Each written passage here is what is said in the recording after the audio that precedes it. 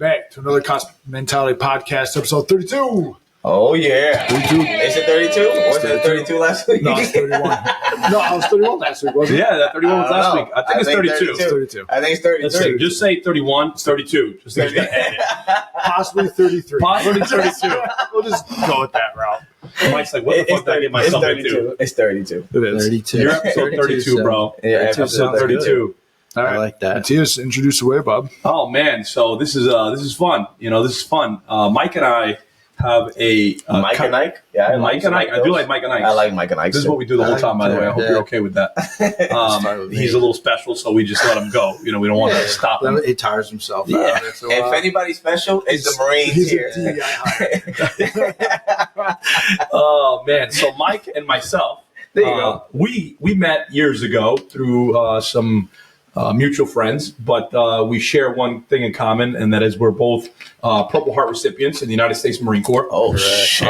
Congratulations. I didn't know that. Congratulations. Congratulations. Motherfucker, it ain't a fucking, a college degree. That's something that you earned, though. Like, Yeah, well, congratulations. Congratulations. But wait, isn't that something that you earned? Yeah. You earned that. So congratulations. Not everybody earns that, right? Like, Not everybody earns it, and not everybody earns it, lives. It's given 100%. posthumous. So I know 3 now. I know 3 Purple Heart recipients. Yeah. The second one, well, he was the second one that I know. Right. But when he met the first guy, he goes, "Who the fuck is that with a Purple Heart?" You remember that at a barbecue? He goes, "Who the It was fuck the is license that?" plate, not him. I didn't point at him. I said, "Who's the fucking Purple Heart recipient back here?" He just walks up to some Hey, dude. It was he's a like, car. I thought I was the only one. Yeah, what the fuck? I said, Who else got one of those? man. Nevertheless, Purple Heart recipient. All right, we were both deployed to a very similar area in Afghanistan, and we kind of connected in this last bachelor party. We've talked a few times before that, but we really connected over a lot of the stuff that we talk about on this podcast, which is men's mental health. Right? We had about 17 guys, all of them except maybe one being military or first responder. And one day we were sitting at breakfast, and I go, "Hey, what's up, dude? Like, talk to me. You seem a little tense, And he's back there just doing his thing, mind his own business. Probably hates people like me because I'm like, "Hey, get out of your shell, there, squirrel." And he was like, "I just like me." Squirrels don't wear shells. Well, you know what I'm saying? They've got this nut in Don't their they become hand. like turtles? Got a shell. Whatever you want to be, whichever animal you pick your choice. All right. That's why you say, More of right? like an armadillo. Yeah, armadillo. Perfect. This got a shell, right? Oh, yeah. Perfect. Got He's some in his armor. armadillo shell. I like and I go, "Talk to me, bro. What's up?" He's like, my fucking anxiety just kind of kicks on sometimes. And I go, "Oh, it's funny you say that." He goes, I was just dealing with this shit for the last couple of years, and it's been literally eating at me inside. And he goes, "Yeah, I know the feeling, bro." And I go, "Tell me about it. Like, what is it like? What does that mean to you?" Because it's interesting to me to see like how different people view or perceive what anxiety feels like to them.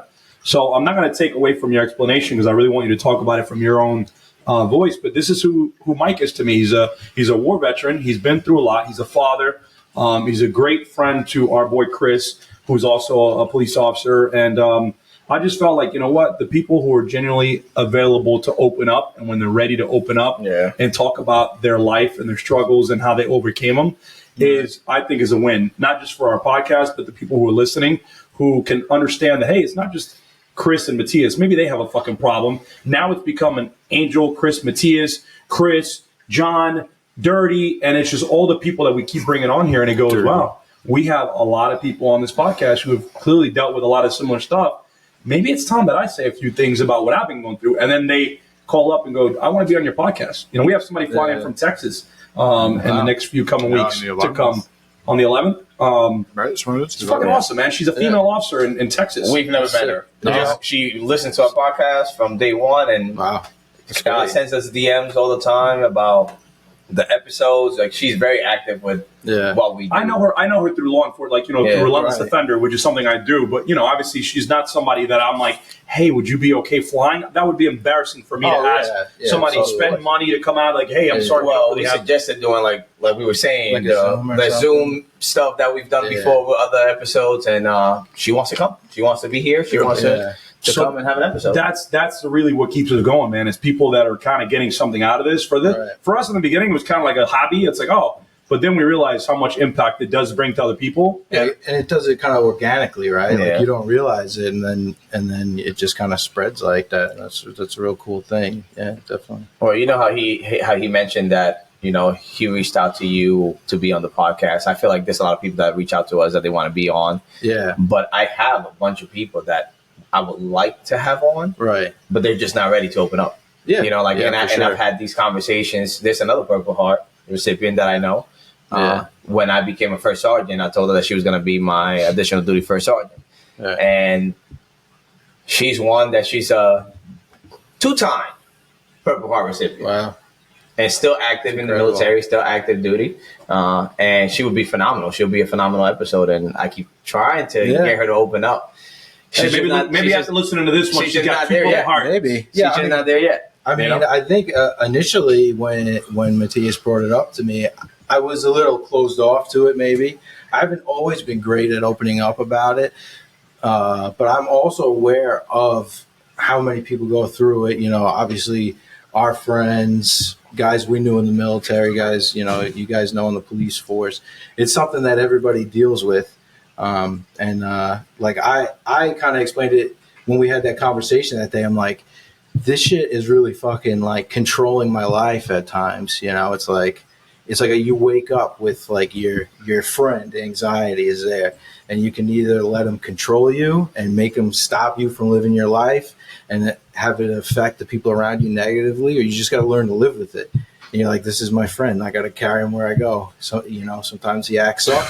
I just got to ignore him. Just carry him around. That's pretty powerful you say that, because you're looking at it in a positive way. A friend is usually somebody you want to hang out with, right? You're using a negative and a positive. And before we keep going on, I want to kind of stop you. And that's like an intense feeling that people got on this. That was deep, by the way. That's deep. That's deep. And I want to reverse so they can actually grasp the reason you're here, right? So just tell us a little bit about yourself. I mentioned you're a father. You don't have to talk too much about that, but just tell us who you are and how did we get to this moment of the Mike that's, anxious but has learned to live with it. Somebody who's probably overcame things that maybe, again, speculation, but how many of our friends have succumbed to those thoughts, those feelings, those friends that don't necessarily feel like friends at times? Yeah. So definitely, I grew up here on Long Island. Graduated from Bayport Blue Point High School. I went into the Marine Corps a few months after I graduated high school in 2009. Went to boot camp in Parris Island. Then I did my infantry training at Camp Geiger in North Carolina. And then I was with 2-8, 2nd Battalion, 8th Marines, Fox Company, 1st Platoon. Also on Camp Lejeune, North Carolina. We actually lived probably next door to each other. We were right down the street because I was 1-8 and I was in HP 145. When were you in Lejeune? We were just making up numbers. I was in HP 135. 05, 10, 7, 8, 0. Hey, can you guys let us enjoy this moment together? All right, thanks. So I appreciate you. HP 135 was our building. So what this means is for the people that are kind of, because they're also watching, there's a camera and they can see you, but I'm going to show them with our hands. So if this is HP 135, which is where you live, I'm HP 145, which is the next street over. It's literally been on this block. It's on the opposite block. And you were there at the same time. What year were you in Lejeune? I was there from 2010 until 2013. Yeah, so I was there 2009 to 2011. So we definitely were crossing paths. Yeah. Maybe at a chow hall or something like that. You guys were skinnier at the time, is what it was. Well, we were skinnier, is that what you said? Definitely. We were definitely fucking, we were running so much faster, we never saw How much did you weigh when you were in the Corps? Bro, 170. Exactly, it was 170. So now look at us, in the 200 plus. I'm 170 now. 200 plus, what's up? Let's go. 170. Yeah, you got to get some work. You got to get to work, buddy. Anyways, so you're at HP 135. That's back when it was the bricks. It was wild. We had the catwalks outside. Everything was outside. Now the barracks are really nice. Everything's inside. It's like walking into I heard that. I haven't been there, but I heard they're kind of hotels now. Yeah. It's crazy. They got elevators, all kinds of stuff. Elevators. Yeah. Bro, we would go up 3-4 flights of stairs. Or maybe we can link a video in this podcast and we'll show people what it's like to get strapped to a mattress and get thrown off the third deck balcony. Or a beer bong. Some guys up there on the third deck. Xboxes. What happened? This is true. I'm not lying. This is a true story. This is a true story. I'll show you the videos later. Are you okay? Maybe show them what it looks like to get strapped to a mattress and thrown out a 3-story building. It's true story. Yeah. But that's the thing with the military, and we've spoken about this on other episodes, where the military, what it used to be when we joined, because we all joined around the same time, compared to what it is now, where everybody's like, oh no, it's fine, It's a completely different I military. just wasn't expecting while drinking my seltzer to hear about being thrown off of a third-story building while strapped to a mattress. It's true. Yeah, we would get woken up at 3, 4 a.m. to go out and do this thing called police call, where we all get in line and Picking up cigarette butts. And if somebody missed one, you got to run all the way back and come back. But I don't think they do that anymore. Please tell me that you had to mop the Mop the rain in the rain. Mop the parking lot in the rain. What did you do to have to do that? I couldn't even tell you probably, but it was so easy to get in trouble because it was like what kind of mood is whoever's outside is in. We had a guy that would be on duty pretty much and walking around the barracks, and if it was somebody cool, you could do pretty much whatever you wanted. If it wasn't somebody cool, stay in your room, lock the door.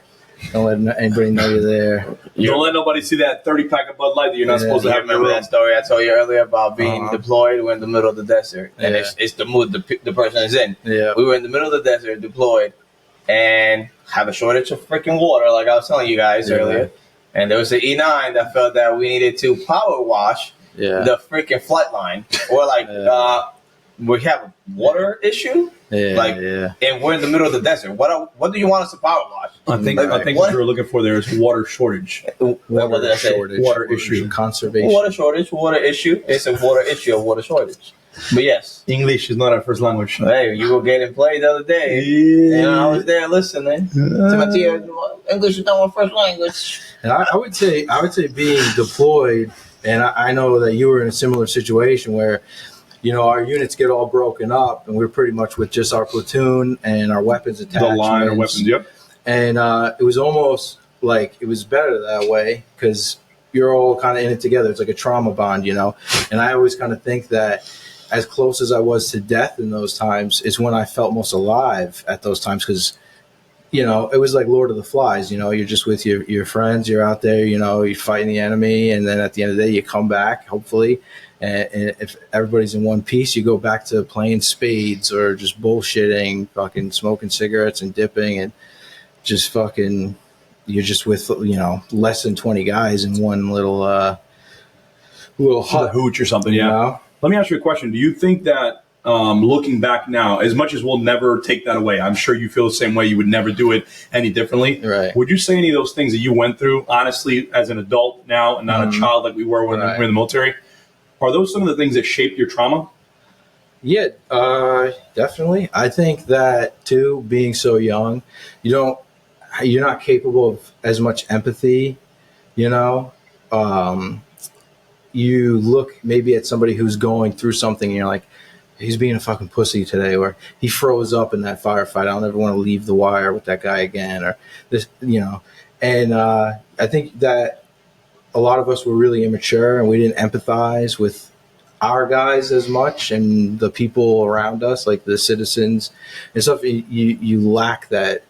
Where now at 34, I can empathize with people more. I sympathize with people more. Let's look at the both sides of the coin. So your 18, 19-year-old self says, "Look at that pussy. He froze up. I don't want to fucking be with him." Right. What does 34 Mike say now? Now it would make me want to go over to him, talk to him. Don't let it get you down. We're all human. Nobody got hurt, but it's something you got to be mindful of that it happened. It can happen to any of us, but this time it happened to you. So now that it happened, be aware of it, and we'll move on. The reason why I brought that up is because we talked about leadership in numerous aspects of our podcast, and it's very much so something I struggle with in the police department. Right.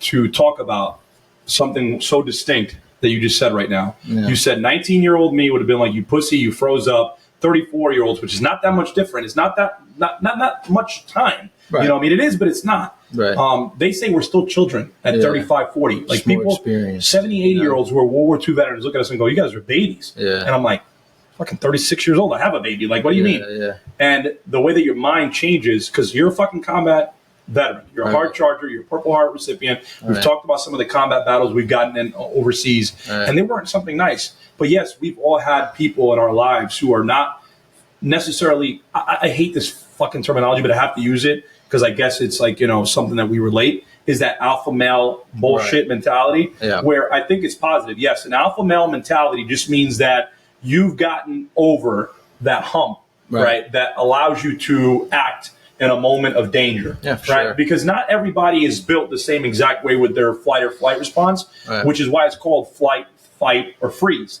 Some people fight, some people run, and some people freeze, right? You see it all the time.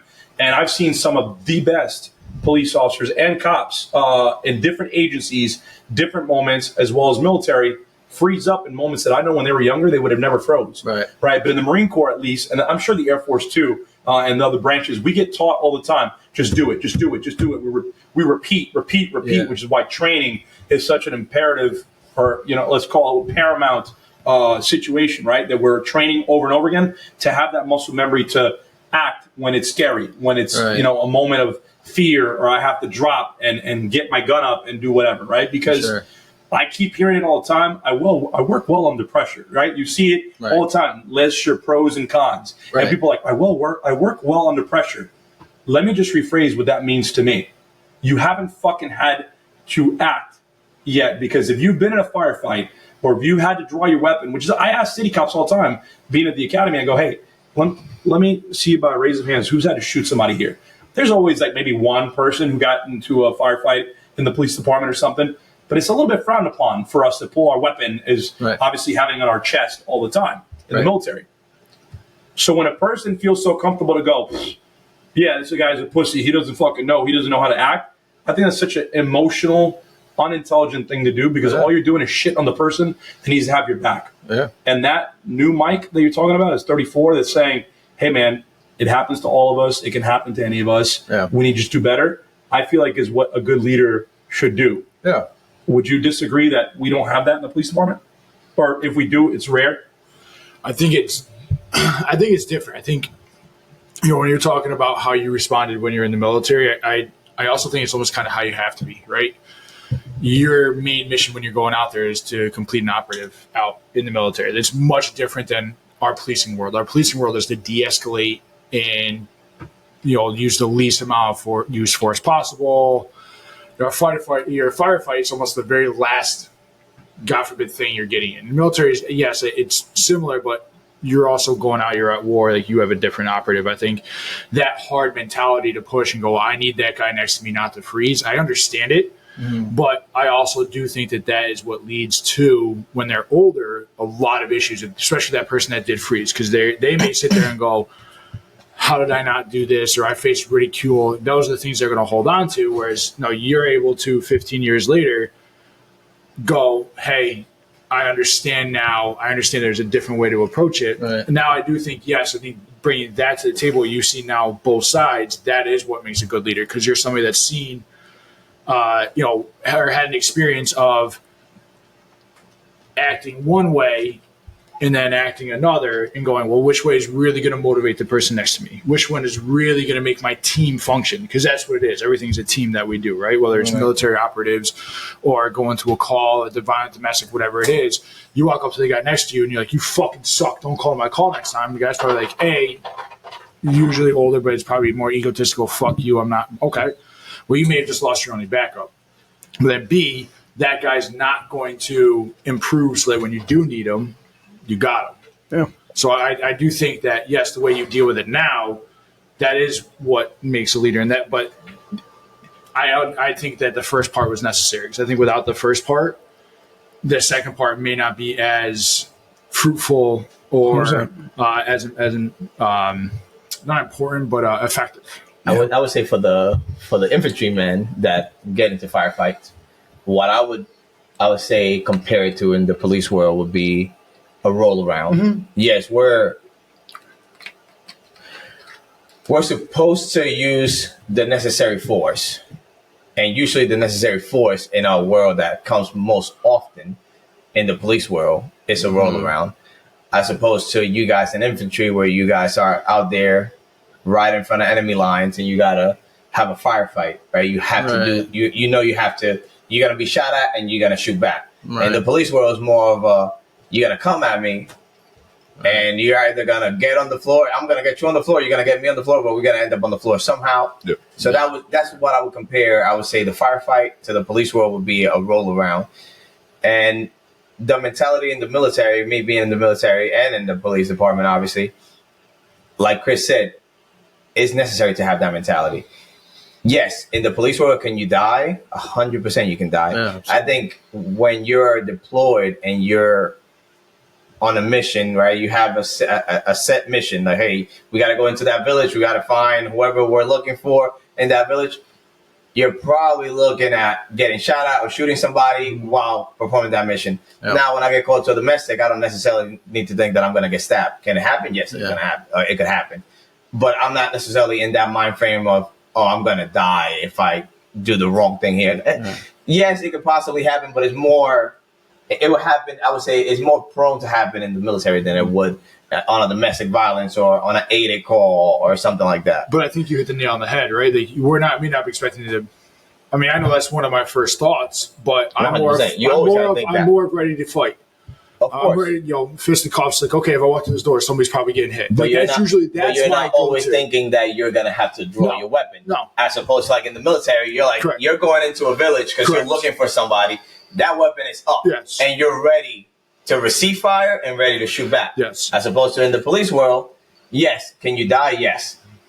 Are you probably going to encounter a roll around? Well, it depends on the call. Like I said, on the domestic violence, you might encounter somebody that's a little more combative and is probably going to have to go hands on because the person doesn't want to be told what to do because they're already up here out of 10. And now we have to de-escalate in the police world. Right. So we tried to get to that point, but you're more likely to have a roll around than a shootout in the police world. As opposed to in the military, you're not going to have a roll around with nobody. Right. There's going to be shots fired somewhere. Right. Yeah. I think, too, that there's like a mentality of whereas death and getting hurt, it's at least in our, I guess, generation of where we were at the time is that's something that comes with the game. You know what I mean? Like you could die and while it's something you obviously don't want and you should try not to die, you have an understanding that it is a part of the game. So you can't. So I guess at 19, 20 years old, I would say that I never thought about like trying not to die. It was worried about other people around me. And I'm sure you can relate to that, especially being out on patrol. You were a machine gunner, so my thought process was never, it's never about you. It was never about you, but you always thought like the thought behind it for me at least was either you're coming home or you're not. Right. And I never really thought about the whole Purple Heart process. I never thought about I'm going to come home injured or missing limbs or whatever. It was always like, wow, that guy just got killed. Like, oh my God, poor Doc. That was our first guy we lost in combat was our corpsman, Doc Gonzalez.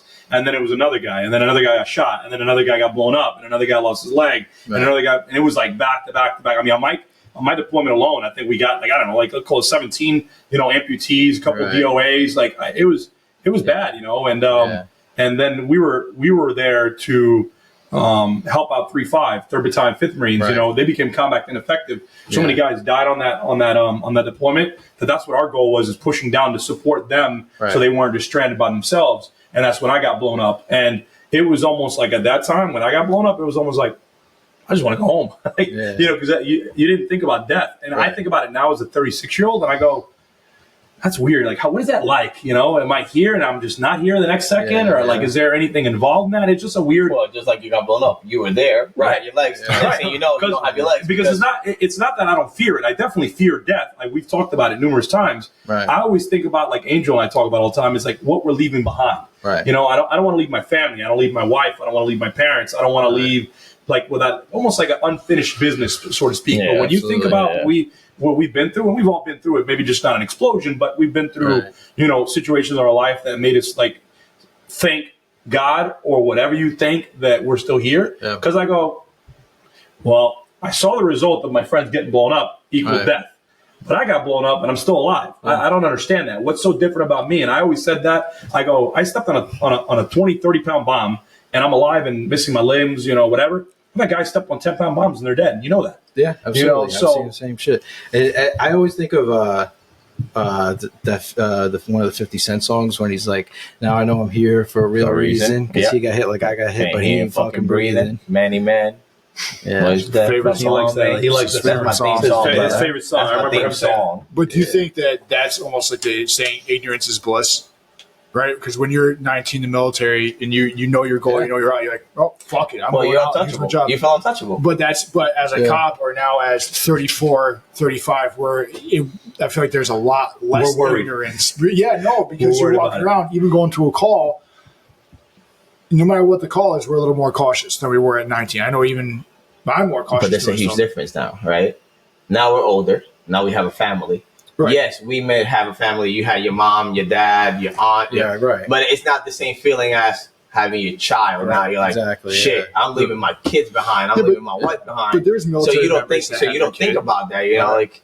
But again, I think it comes with age. Is what I feel like. At like 19, it's just not there. Like mentally, you're like, I'm never gonna die. Now, like I'm invincible. Now put that into the 20-year-old that we had in our class, or other 20-year-olds, 21, 22-year-olds going through the police academy. Because I know I see it on my job. They show up and guys are like, oh boy, somebody's got to knock some fucking sense into this kid. But you see it and you're like, dude, you gotta, and this is where, yes, maturity does bring out a different way of thinking, speaking, doing, where these young guys are running around and you want to say, and I've pulled some in, I'm like, dude, you're not invincible.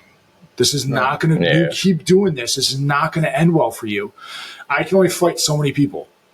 It's not going to end well if you keep going. You need to make smarter decisions. You need to think before you leap, right? But I think this is, again, it goes right back to what we talked about before with your age and maybe having a comment about somebody that freezes. It's just age brings out way more in us. But I think this is partly why when we do get older, I think you almost do experience more, whether it's anxiety symptoms, depression-style symptoms, or PTSD, because now you're older. You've lived with it now. Now your mindset has changed. Now you have more to live for, or you've experienced more, and now you're in a good place, or you're in a bad place. You want to be in a good place, and you know what that means. And now you're struggling because you want that, or you want to keep that, and you're scared to lose that. Yeah. I think that's what brings a lot more, especially from our backgrounds. Than maybe just somebody else. Yeah, obviously, everyone deals with it, but that's why we deal with it more, especially this like middle-aged style era we're all in, where it's we know what we have, we know what we went through, and what our old mindset was, and how it changed. Now we're scared because we're the possibility of losing, whether it's life, child, housing, money, whatever. I really hope people like pause this. Where are we at on the podcast? What's the time? 28 minutes. 28 minutes. I want to like make sure we put like a time slot, because I don't think anybody could have explained that any better than what you just did. When it comes down to why anxiety, and I want to get back to that, why anxiety can be such a positive thing. You said your friend, right? If it wasn't for this anxiety, you might be still living carefree, which is what I think is the equivalence of that explanation he's making.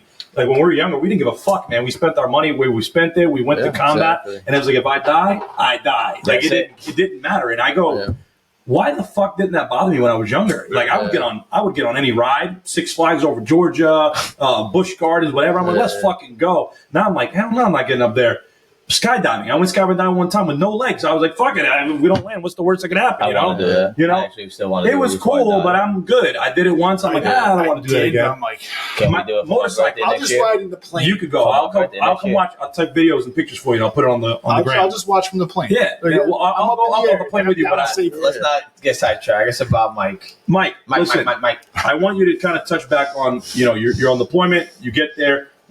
Let's talk a little bit about the Purple Heart moment, right? How you earned that. I don't know if it's congratulations, but definitely how you earned that. It's earned. And it's not given. It's not given. You're absolutely right. It's not given. For those that don't know what a Purple Heart is, a Purple Heart is a medal, that is purple. A ribbon that is awarded to any combat veteran who was injured or killed in the line of duty overseas in a combat conflict. So I kind of want to just touch on how did you earn that Purple Heart and where your mentality kind of shifted, where your anxiety really started to come out. Maybe like Chris said, things that you care about or what was happening to you that made you feel the way you felt. Yeah, so July 19th, 2011, it started out as a pretty like chill day. We went to, at the time they were rolling out this, I guess you call it a program. The government was trying to set up like a police force for the Afghani. We already had the Afghan National Army. Those guys lived with us. They were the A and AMPs. They were a bunch of characters, but so they set up. They basically set up a police station. It was basically just like HESCO barriers, which is pretty much like wire filled with sand and whatever. So they sent us out there to, I guess, train them, but you can't communicate with them. So, but anyway, so we head out there, and they actually thought we were Taliban and started shooting at us, and it turned into like this huge thing. So it was almost friendly fire. Almost? Yeah, almost. Holy shit! Then we get there, brief confrontation, and then we went back to. All right. So we checked out their weapons, make sure their weapons were good. We just bullshit. Oh, they're fucking good. After the shootout. Yeah, they're good. Yeah. They're shooting at us. Wait, after the shootout, you guys had to go inspect their weapons? AK-47s are good to go. You respond to a call, and the neighboring agency is there, and we just start shooting at each other. And people are like, what the fuck? It's like the Spider-Man meme. You're just sitting there pointing at each other. Then we walk up like, hey, man. Yeah, They thought we were Taliban. They thought we were Taliban with the uniform, the helmet, the radios. Jeez. This is common, though. You got to let people know this shit was common. They shot at us all the time. It happens a lot more than you think. And we actually had, they did the same thing where they kind of made their own militia called ISKI, and where they gave a bunch of farmers weapons and stuff to fight the Taliban. And then we just see guys on motorcycles and scooters and shit right around. AK-47s, RPGs. Like, who the fuck is that? And they're like, oh, they're with us. But you can't, how am I supposed to know? They're not wearing name tags, that's so crazy. That's terrifying. That sounds wild. You can get shot from anybody. They just, oh, he's with us. Bang, bang, bang. Yeah. So we were chilling there for a while, and we were going back. To this spot. It was called O.P. Muller. It was named after a guy in my unit in 3rd Platoon who was killed. And we always said like he was such a nice guy, and they named like the shittiest place ever after him. It's like kind of sucks, but it was the thought that mattered, right? Yeah. And so we were patrolling back there, and I remember seeing a pig for the first time. And it's actually, that picture of me where I'm giving the finger and the thing. If you look, it's like in the background. There's like a goat and there's like a pig like in the corner. And I was like, that's weird. I've never seen a pig. We've been here almost a year. They don't like pigs. Yeah, no, it's against and I remember saying to my buddy, like, "There's a pig. That's so weird." And like 5 minutes later, we got blown up. I don't remember exactly. I just remember the big crack. And then feeling like a gust of wind, and I didn't even think anything was wrong with me, but I saw my buddy was down on all fours starting to crawl, and I could see he was bleeding. I went to run towards him, and I just couldn't feel my leg, and I looked down, I covered in blood, and then I just kind of remember falling face first and then just turning and looking up at the sky, and like I was in and out after that. I remember the field was really muddy, and they were trying to land the bird to get us out. And there was a couple guys that were injured. Our squad leader, who's dead now, but he survived. He took shrapnel on his shoulder. My buddy Wayne, his nose was almost blown off. His fingers were all shredded. He was in rough shape, way worse than me. And then a guy behind me had a pretty serious traumatic brain injury. So we all got CASVAC'd out of there. The British came and picked us up. One time that we're happy that the British were coming. Yeah, I was always happy to see them. The one time we're like, hey, yeah, the British are coming. 4th of July is a little different nowadays, right? It's like, all right, I guess I won't say fuck you, but the British are coming. But we're still good. Yeah. And then we went off to what is that, Camp Bastion? Yeah. I stayed there for a while because we were actually leaving. This was July 19th, and my unit was leaving, heading home sometime in August. Oh shit! So almost at the end of the deployment. Yeah, and I stayed there, and then I linked back up with them when they were coming through, and I went home with them. But after that, I couldn't really do. I was on like limited duty, they call it.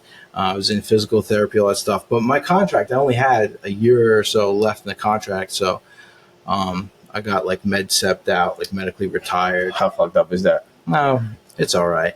I was probably getting out anyway. I don't think I was. Yeah, but what if you would have wanted to continue serving and you weren't even given that option? That's the thing. Like, yes, you can make the decision to, hey, I don't want to be here. Yeah. But if you had the option, maybe in a year, a lot of things changes. Maybe that year goes by and you're like, I do want to continue. You'd be surprised, man. We really want to get out after 4 years. Yeah. Oh, like deal with that shit. You're like, I'm out, I'm done. But also, I would never, if my injuries slowed me down a little, I would never want to put somebody else in a position because of my own pride or my own ego where somebody else gets hurt because I'm like, no, fuck it, I can do this. And then, I'm a little bit slower. My reflexes are a little bit slower, and somebody gets hurt. And then, my anxiety really, it kicked on. You become very aware of your own mortality and caring about the people around you, where your anxiety kind of builds up, where you're kind of lashing out at the people who you care about, and you're doing this because you think you're protecting them, or you think anxiety kind of takes over. At the time, I didn't know it was anxiety. I would be like, I'm stressed out. Like, oh, sorry. Like, I'm like, my temper's a little short because I'm stressed out. I was yelling at my friends, my family. Like, you get like in a shitty mood all the time because you're carrying this weight with you. And, as I got older, I would have these physical symptoms where like my chest would tighten up, and I'd be like, or I'd be in a store and I'd be like, I got to get out of this store. But rationally, I know that I'm just in Marshall's, bro. Like, we're chilling, nothing's wrong. But like that anxiety, when it takes over, I gotta get home, or I'll have a heart attack, or I'll have a stroke, or I gotta get out of here.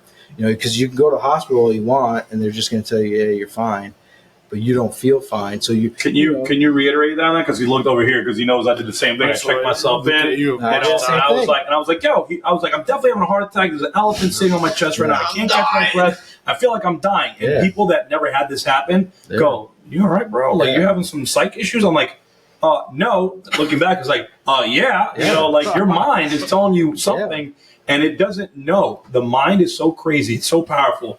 It doesn't know if something's real or not. Right. That's the scary part about the anxiety, and which is why people struggle with so much. Because it's like you're happy in one moment, aka I'm in Marshall's, and then the next you're in fucking the worst place in the world in your head, but you're just right here. And a lot of people see, this is where I'm starting to like catch on to the bullshit that the fucking VA and other places are putting. I'm calling it out because I call it like I see it. There's nothing wrong with me. And if you watch podcasts, read books, talk to doctors, go to therapy, which we've talked about, they'll tell you everything that they did was fucked up.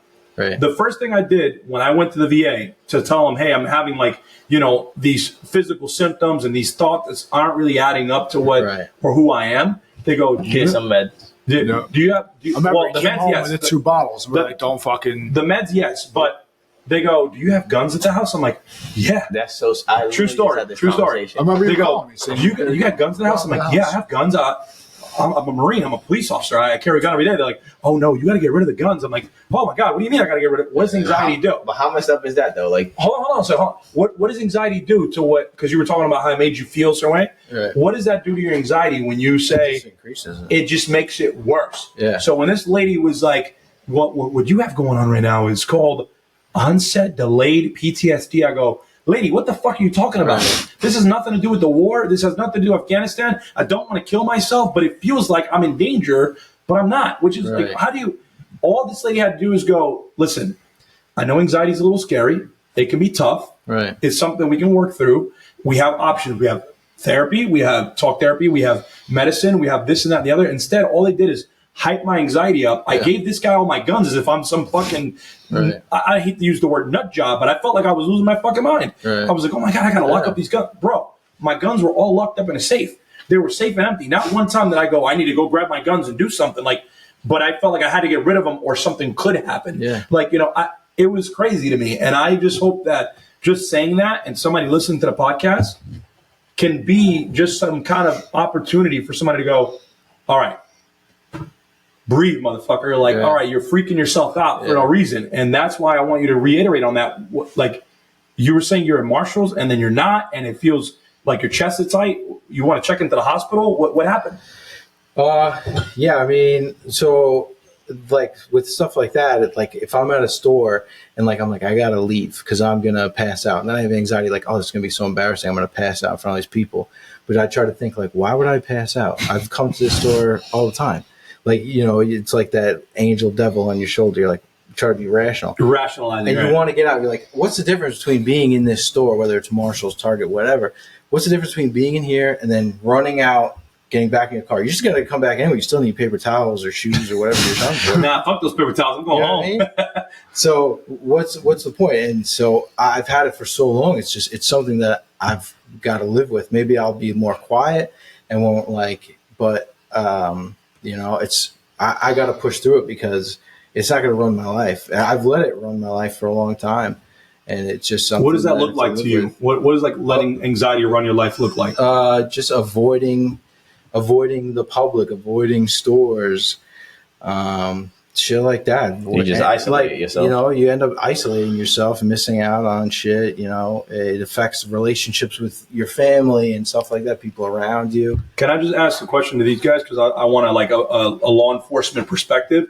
If you were responding to this call as a new police officer with 1 year on, 6 months on, or 8 months, you just got out of the academy and you got off FTO and you got now maybe a year and a month on or whatever, what would you, when you're responding to this guy, I'm the clerk, I go, hey, I got this guy in here. He's looking really paranoid. He's like, I don't know what's going on. He might shoot the place up. How would you respond to that, not knowing what you know now? I mean, you're going to be terrified. Extremely cautious. Yeah. Extremely cautious, especially if they say you got to shoot up the place. Where's this guy going? I mean, most likely, I mean, if he's back in the room, right, you're, as a new cop, you're most likely, your adrenaline is through the fucking roof. You're tunnel visioned. You're shaking. You're nervous. You get into the door. What do I do? How do I? You're afraid to knock. Even if you do, you need to come out. You're going to scream. What all that's going to do is make that person feel 1,000 times. Where's this guy going? Well, again, I'll respond to that. It all depends on how he answers the questions. Because if I get there and I start asking questions. Brand new, though. Not now. Brand new. Right. Because what questions are you asking? Are you okay? What's going on? You start having a conversation, right? Brand new. You still know that you have to have a conversation. You can't just assume. Right? Something needs to happen for you to be able to take a certain action. Right. But the problem is that the training that we get at such a limited level. I was about to say. What kind of questions are we? I remember you're talking right now as a seasoned veteran. No, but that's what I was going to say. But that also, given the fact that you're new to the job, you may not be as empathetic and you may not know what is happening. So you going in, like Chris is saying, you're going in out of 10 and you don't know what's happening to him. And now his response is going to be out of 10 as well. And as a new cop, he's not looking too good. I'm like, where is he? He's in the back in the locked room. Yeah. Okay, cool. What's going on? I'll talk to the complainant until more units show up, just about what's going on. Why do you think he's going to shoot the place up?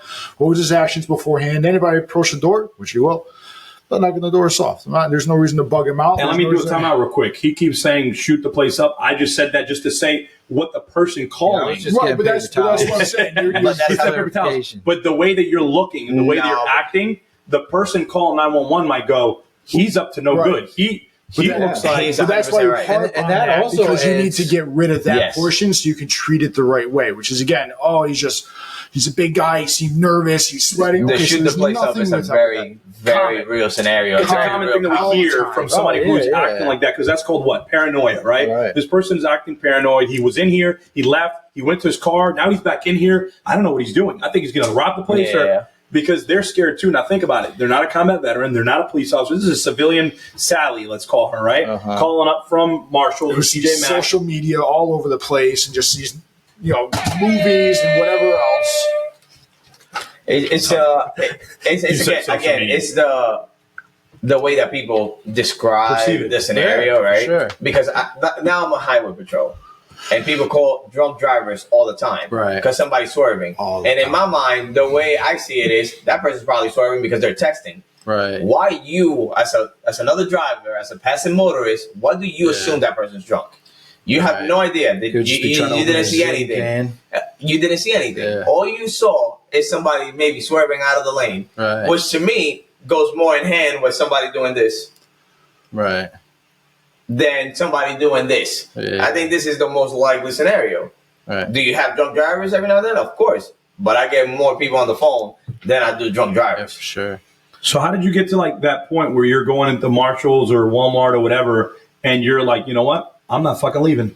It's like Wolf of Wall Street. I'm not fucking leaving. How'd you make anxiety your friend? Because I love the fact that you started with that. So I mean, it had just been with me for so long that I just got tired of fucking feeling that way, letting it run your life. I feel it. You're just always constantly on edge. It's always like you wake up and you're searching for it. Like, is my chest feeling tight? Why not? What's going on? Like you start if you have too much, you start to search for it, and your life revolves around it. I would want to go get a haircut, but as soon as I sit down and I can't move and I got the thing around my neck and my barber just wants to talk about the Yankee game, but in my head, I'm like, I gotta get the fuck out of here. Like, I don't know why. I don't even fucking like those Yankees. I don't know why, but I gotta get out of here. Call me if you want to talk about the Yankees. Yeah, Make this shit quick, dog. Just sing your song. I gotta get the fuck out. You just start to live with it. And I actually saw like a video on TikTok. This guy, I think he calls himself like anxiety coach.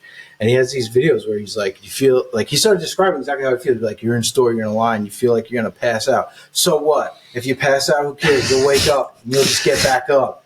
He's like, you just got to learn to live with it. You can go to the gym just because you're, what I saw. A big thing for me too is I got a smartwatch and I kept watching my heart rate. Bro, we talked about this. Remember that? Remember? I had to start watching. I was like, bro, I was in my fucking car. And I just felt this weird stomach pain. Like, like I ate too much. That's the reality. Yeah. I had fucking like 2 chicken sandwiches and my daughter's French fries and my French fries. And I downed like a blue Gatorade in one of those like big ass cups in Chick-fil-A. I'm like, I'm having heartburn and shit. Yeah. But the heartburn was like, oh, what was that? I haven't had that in a while. Let me look at my watch. Am I having a heart attack? Oh, 105. 110, 130. Bro, I freaked myself out. Yeah. But that's because it's going out because you're freaking It's going out because I'm freaking myself out. Yeah. So again, these are things that people need to know because if you are explaining it, just like your TikTok video, you go, oh my God, this guy knows exactly what I'm talking about. And yes, although I believe that people are doing the right thing and they're making a living out of it, okay, that's fine. But just be transparent. All I want is like people that are the coaches, right, to be fucking transparent because how are we going back to now the 19-year-old Mike that's like, you fucking pussy, you can't act in a combat zone. Instead, now you go, hey man, what you have going on right now, it's a little bit of anxiety. Do you know what anxiety is? No, I don't know what anxiety is, but in my chest, listen, let me tell you something. And the person starts talking, and it's almost like you start calming down because the person is describing what you're going through. And you have no choice but to leave it. They're sitting, these fucking 2 assholes got their feet kicked up. You saw the backyard. They got their feet kicked up. They're laying back. I just got home from the VA with like, they give me meds and shit. Yeah. And I'm like, bro, I'm anxious. I don't know why. I just need this to turn off. I want it to turn off. And they go, bro, relax. I'm like, what do you mean relax? And I just kept losing it because I couldn't understand how the fuck they knew what I was talking about. Yeah. But they were so calm. Yeah. And that's what I wanted to get rid of. Like you said, I just want to get rid of this. It's nothing you got to get rid of. It's just something you need to learn how to adapt to. Yeah. What happens when you get hungry? You eat. You fucking eat. Yeah. So when you get anxious, now all you got to do is what? Nothing. You just do fucking nothing. You breathe, you let it pass. And they say it's ebbs and flows, right? It comes and it goes. Nothing different than clouds. But what affected me a lot was the thoughts. Right. The thoughts were they felt real. Everything just felt so real. If I saw like a movie, I felt like that one scary movie, I'd be like, fucking stupid fucking clown with a fucking teeth. And now that movie felt so real and it scared me. It's just like the example that I'm using that a lot of people can relate to that, you know? For sure.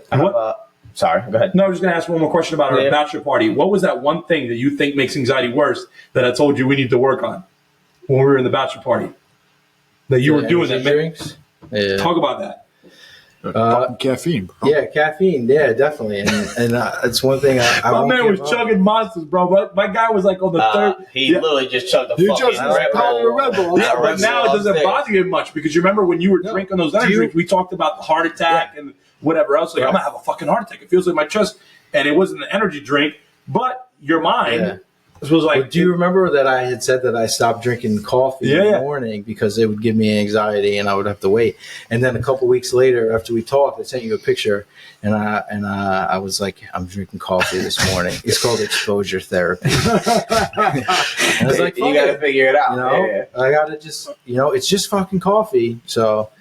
So you just got jittery, and now you start freaking out because you got jittery. Like when I always explain it, like when I'm grounded and I'm thinking rational, I'm like, bro, like you're acting, you're dumb. Like it's coffee, you're not dying. But like when you get in that state where you're like, because it's one thing after another, you're like, the coffee, and now my heart's racing, and now I have a blood clot or whatever. Like you start creating shit in your head. Don't point over here, bro. I'm a changed man. Me a case of Monster here because he is fucking dying. I gave him my guns. That's how you know it wasn't about the guns. I gave him my case of Monster. I gave anything that was a threat. Anything that was a threat to me, I'm like, I'm getting rid of it. I gave him, so I went to. But it wasn't a threat to him. That was what he perceived. Right. Yeah. So when I went to at least what the VA made him perceive. That lady fucked me up. And I'm telling you, she basically confirmed my thoughts, right? And that's the worst thing you do. I told you, it's confirmation bias. You were Yeah. listening, you were searching for the shit that was confirming what you believed and what you thought at the Your time. brain's always going to find it. And then when too. she told, of course, you can search anything on the internet right now, and you will confirm whatever you're thinking. If you search enough, you will find shit on the internet that will confirm exactly what you're thinking. Now, does that make it right? 100% not. Yeah. You're just confirming what you're thinking. And yes, you can confirm everything if you keep looking on the internet. Yeah, for sure. Yeah, it's one of those things that you got to just live with. And if you got to get into a state where it's not, but you got to be like, if it kills me, it kills me. I got to just like live because it's not going to kill you. Yeah. So it's something you got to. But you're retraining your brain to believe that. You're rewiring your brain, right? Yeah. I just feel like it's so powerful that all these things that we're talking about right now really do go back to the Bible. It says, lean on not your own understanding, right? Do not conform to the ways of this world. So what I did is I went looking on Google. I went on ChatGPT. I spoke to a therapist who clearly has no fucking clue on what they're doing because had it been somebody else, like I did seek therapy from another person, and he was amazing. You know? So I do have a question for you since he's talking about therapy right now. Uh-huh.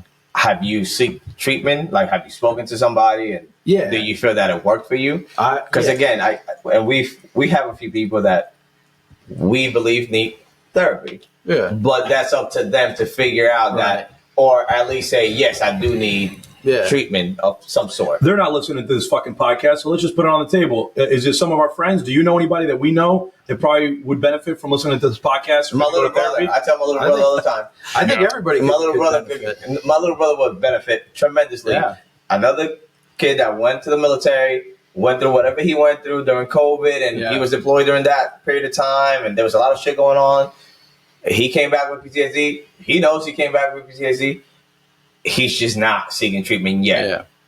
Well, it's definitely something you got to be ready for. But I think anybody, anybody in the world, no matter what you do, whether you're a cop, military, a teacher, a bartender, whatever, it's good to get everything out once in a while. Even if you talk to a therapist once a month and you just, for an hour, just spill your guts. I think it's just good to get things out and hear yourself talk about it. Because I think when you talk to a friend or a therapist or something, when you get those things out, the vlogs.